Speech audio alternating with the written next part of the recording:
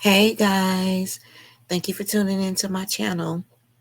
So, yeah, we're about to start the continuation of chapter 3. We stopped on chapter 3, so that's where I'm going to pick back up on. So, yeah, but check this out. I put that on my mama, on my hood. I look fly, I look good. You can't touch my swag. That song we jamming. But yeah. Okay, so we about to start back up on the continuation of chapter 3. We're still in part 1, so basically we're just learning about how Jeezy grew up and all of that good stuff. And where we left off at is one thing that he told himself. So I'm gonna pick up there and then we'll roll in and finish chapter 3. So I told myself, you know what? I'm going to take this $20 and I'm never going to ask anyone for any handouts ever again. At the time, Goldmouth had been messing with this chick down in Pineview, which was the other little town not too far from the hood. She had a couple of sisters and they were all bad. They were kind of like the Kardashians of Pineview. Everybody wanted to get with them in some kind of way. Goldmouth had made it happen with one of them, so we're always going down there to kick it with her. Well, one of her sisters was seeing this cat who was hustling.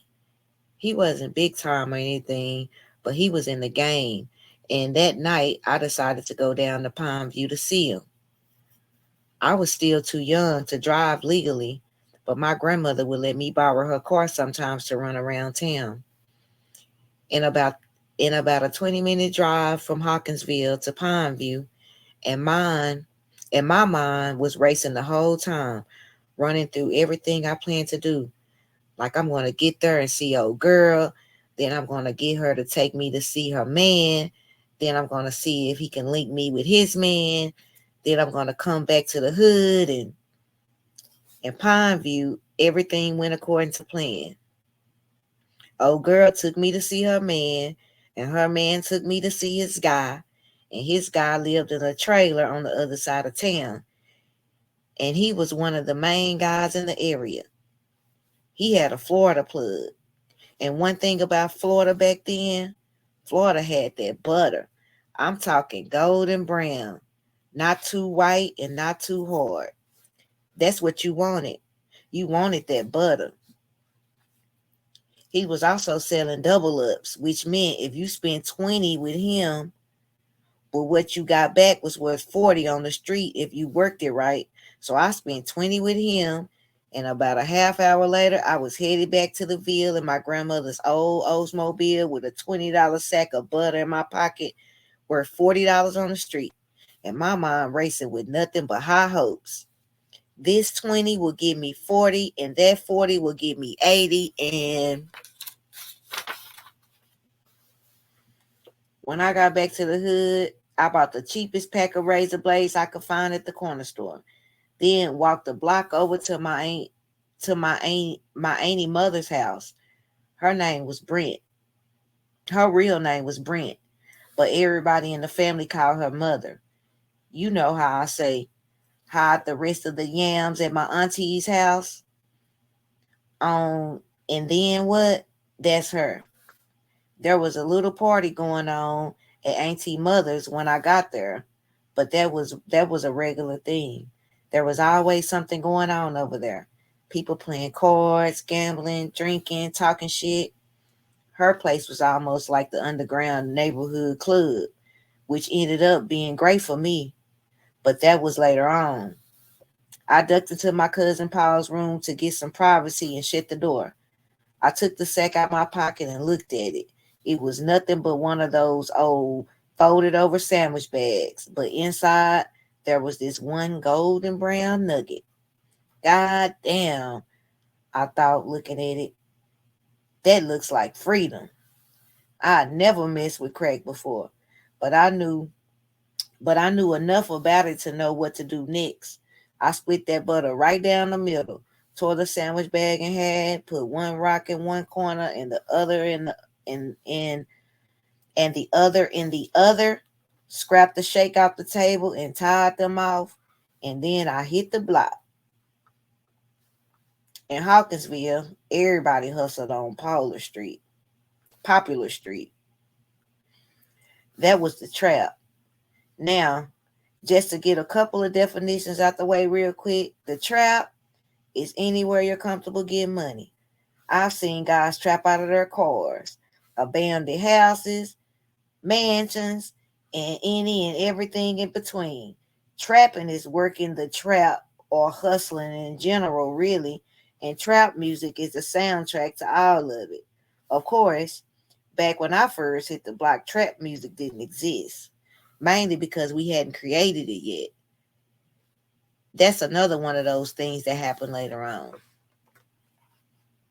Poplar Street was a short, little, overgrown, dog legged stretch of road not too far from MLK, with some low income apartments on one side and a bunch of abandoned shotgun homes on the other. It wasn't too far from Auntie Mother's house, so that night I walked over and posted up with nothing but those two rocks in my pocket, my ambition and a dream. It was already late, but Poplar Street was popping. The hustlers were out doing their thing. The cars were coming through with customers being served. I'd never been out there before, so it took me a minute to catch my first sale. But when I did, I took all the bills that God gave me, a 10, a 5, and 5 ones, lined them all up, folded them in half, and put the 10 on the outside. I hustled up my first little bankroll, and I had one thought as I stuffed it in front of my pocket. Hell yeah. The second sale took even longer than the first, and I ended up being out there so long that when the guy told me he didn't have the full 20, I just sold him what I had for 18. Still walking back to my grandmother's house with 38 in my pocket. I felt like I cracked the safe. There wasn't a whole lot of money in it at the moment, but now I had the code, and I knew that if I just kept coming back, eventually it would pay off. I was on my way. After that first night, Poplar Street became my third home. There was my mom's trailer, my grandmother's house, and the trap. And the way things were going, my mom's trailer didn't really feel like home at all. But the trap, shit, there might as well have been a picture of me hanging off on the chain link fence over there because Poplar Street was home. It didn't take long for me to find a crew either. It was me and a couple of the other young guys out there, and we took over one of the abandoned houses and set up shop. We have our own little stash hidden in the walls, and whenever we wanted to go off the block for a minute, we go in there and kick it. It was like a clubhouse slash trap house kind of things because we were still so young and new to the game. Well, one day we were over there and we had a little fire going just trying to stay warm when one of the guys bust in mad as hell. Let's call him Marky Mark. This motherfucker, he said as he stormed through the door. Marky Mark and I were the same age, but he'd been in the game for a minute. And he was one of the first young cats I knew who really had the dope boy swag. He was a good dude. And he taught me a couple of things early on about how to carry yourself and how to move. I had never seen him that mad before, so of course immediately I'm thinking like, are we about to fight? Was somebody about to start shooting up the place? We about to run? Shit, goddamn, I said, what's going on? He started pacing all over that tiny ass house screaming, these motherfucker junkies shorted me, Lil J. He held up a fist full of crumbled up bills like I could tell how much he had in his hand. He shorted me. He kept pacing and fuming. Gave me 8 for 10, but I don't take no shorts. He walked over and threw the money in the fire. And as soon as he did that, I hopped out the little chair I was sitting in like, yo, what the fuck? I don't know if he thought I was about to try to pull that money out the fire or what, but I had no idea where his head was at, and I wanted to be ready for the next move. But it seemed like that calmed him down, and he just stood there watching the fire burn. I don't take no shorts, he said, finally, like he proven his point. Man, but where you're just going to, but you just going to burn it like that? I asked him. I still didn't get it. $8 is better than nothing, right? Nah, he said, my price is my price, and I don't take no shorts. Honestly, that blew my mind. But at the same time, I respected it and took his position to heart. For him, it wasn't about the money, it was about the principle. It was about getting what you asked for, what you deserved out of every single deal. The way he was looking at it, you had to have standards and hold yourself and everybody you're doing business with to those standards. Otherwise, what are you even standing for? He lost $2 on that deal. But what if the next time he lost 20 or 200 or 2,000 or 200,000? I don't think any of us were about to lose 200,000 working out that little trap house. But even at a young age, Marky Mark knew just how quickly things can add up once you start letting shit slide. And believe me, I've seen it too. Those deals get bigger, those numbers start growing. And the next thing you know, those shorts you're taking on the margins just might be able to pay your mortgage or buy you some land. That's not to say you can't compromise, but you've got to know your limits. So when you get into those negotiations, it's one thing to bend a little, it's another to break. At the end of the day, you can't compromise yourself, and you've got to know your worth. My price is my price. I don't take no shorts. There is no other side to that coin, though. And if you've got to, hold on, y'all. There is another side to that coin, though. And you got to be able to see that too. Just because you've got principles doesn't mean everybody's going to get on board. And when you stick to your guns and draw that line, some deals will fall apart. And sometimes there'll be deals you really want to do too. But that's the thing about having principles. They also come with a price. One day, not too long after that, I was getting a ride to school with my auntie mother, and we pulled past Popular Street. I saw a lot of police activity going on. Even though that was the trap, that type of activity definitely wasn't the norm. Auntie mother sucked her teeth, and when she saw me staring out the window in the back seat, she was like, "You know that boy Mark, who used to always be hanging out over there?"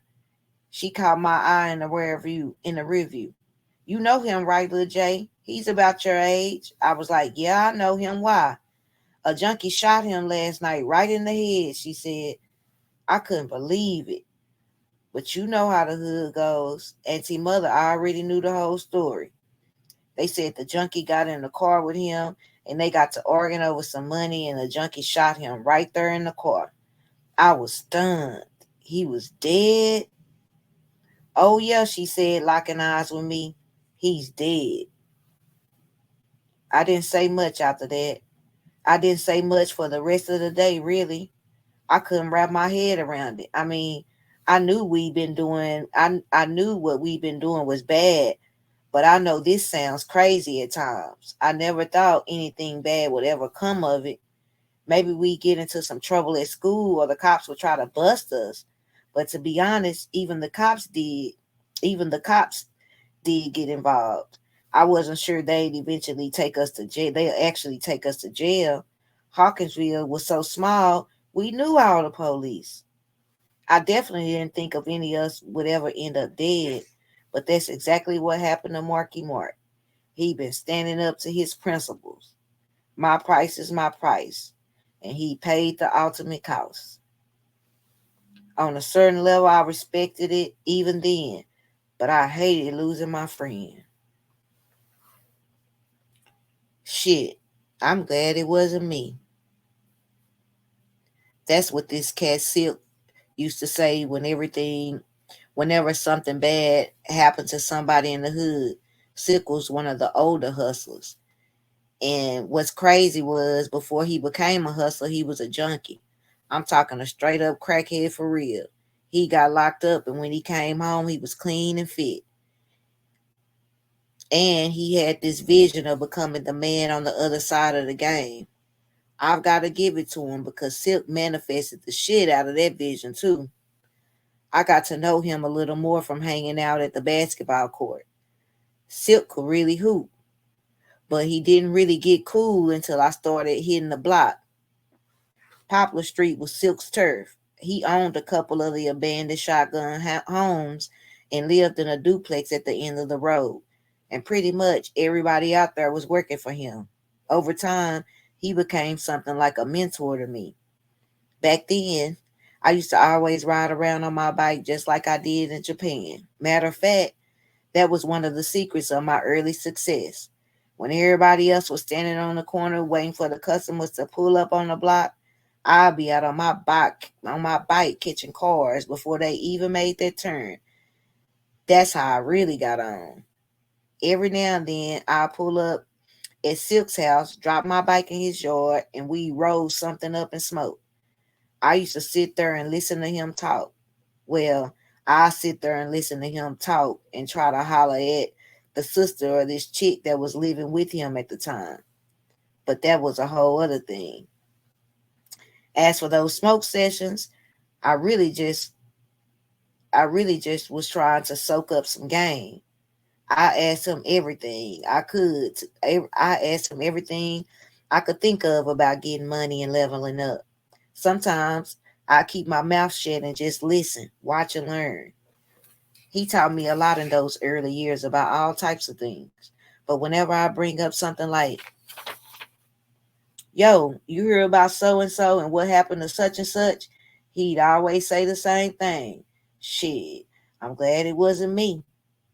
I'll admit, they used to feel so cold to me, like, damn, Silk, that man is gone. But by the time I was in my early 20s, I understood. When you're really deep in the game, only 1 or 2 weeks go by without you getting a call from someone talking about, yo, did you hear about so and what happened to such and such? And it gets to a point where the phone hasn't rung in a minute, you just start preparing yourself for the call because you know it's going to come. That's a big part of the game. Our people get slaughtered every day. And when you're young, like I was when we lost Marky Mark, you also don't even fully realize just how deep it goes and how persistent and relentless it is. It's like you don't know any better because you're still looking at life through a kid's eyes. So you don't fully understand the consequences or the real, and it's hard to process the idea that someone is truly gone. But when it starts happening every day or every week with no breaks, it could be overwhelming.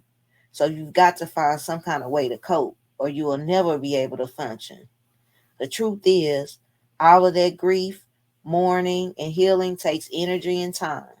So you just become numb to it. It's a survival instinct almost. What else are you supposed to do? You can only lose so many people before your attitude just becomes shit. I'm glad it wasn't me. Thank you for tuning in to my channel. I hope you like the read of chapter 3. We're still in part 1. I'll be starting chapter 4 within the next video. So like and subscribe to my channel so that you can get a notification when I drop the next chapter. Bye.